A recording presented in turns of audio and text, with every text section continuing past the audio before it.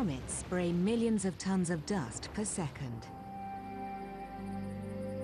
They make an extraordinary journey through the solar system, starting out 1,000 times further away than Pluto. Out there is a vast reservoir of comets known as the Oort cloud. Stored in this deep freeze are the original raw materials that made this solar system. If you were sitting out in the Oort cloud, you'd look back at the sun and it would just be a tiny pinpoint.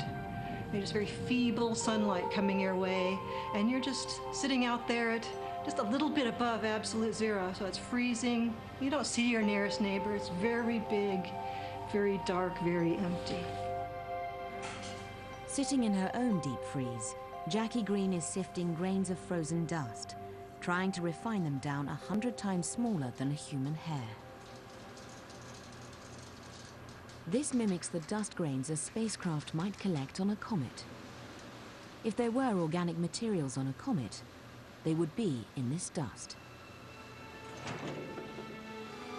Into the vacuum of space this little comet goes, on a simulated ride through the solar system. In the chamber, temperatures will drop to -300 degrees. To start the journey, Green flips on a dose of sunlight.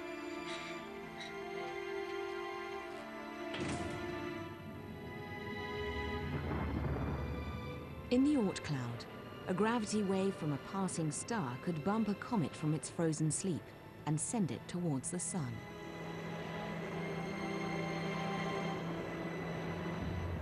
As it passes Jupiter, the sun is vaporizing the comet's ice into a massive cloud of gas and dust. If we're lucky, a comet will pass the Earth by as it circles the sun, leaving a trail of dust in our path. That trail of comet dust may have delivered life to Earth.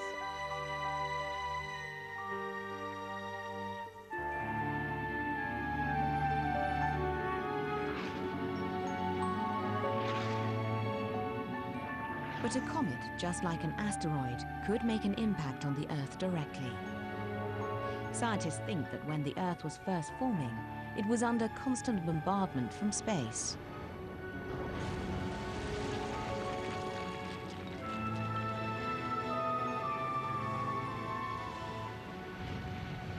Comets and asteroids were striking the early Earth every day, huge ones, and that each one of those impacts would have totally cauterized the Earth.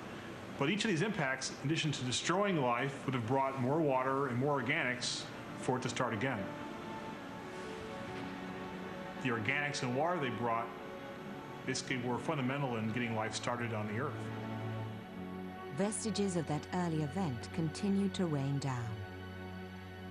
Embedded within the Tagish Yukon meteorites, scientists like Mike Zelensky have found further evidence for the idea of the birth of life through bombardment.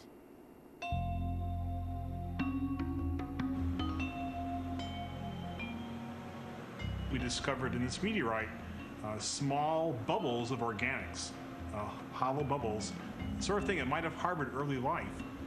It hadn't gotten started on this asteroid. And inside of these calcite, you find little bubbles of water, which are actual samples of the asteroidal water. Amino acids, complex organics, hydrocarbons, they're all there in abundance. And we know that these come from worlds which had liquid water present. It means room temperatures. So what else do you need to get life started? Comets and asteroids are offering new clues to age-old questions. Questions we'll be closer to answering if NASA succeeds in landing on an asteroid in space.